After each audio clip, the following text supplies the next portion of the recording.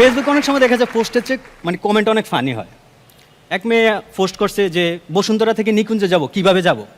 এক ছেলে কমেন্টস করছে আমার হাত ধইরা।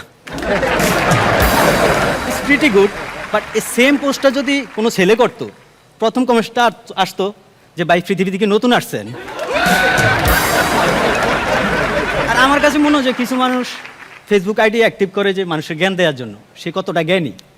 কিছু পোস্ট এইরকম, একজন একটা পোস্ট করছে যে একটা ছেলে জবে 2টা ফ্যামিলি গড়ে তোলে, আর একটা মেয়ের জবে 2টা ফ্যামিলি ভেঙে যায়। উইয়ার্ড। একজন কমেন্ট করছে ওইখানে যে ভাই জীবনে অনেক কিছু দেখছেন, এবার একটু ডাক্তার দেখান। আমাদের সবচেয়ে বেশি আমার বন্ধুরা আমাদের ট্রল করে ফেসবুকে, ট্রল করে।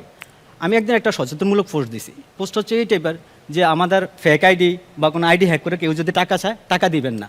আমার বন্ধুরা কমেন্টস করছে ফেক আইডি তো দূরের কথা, তুই চাইলে তো টাকা দিব না।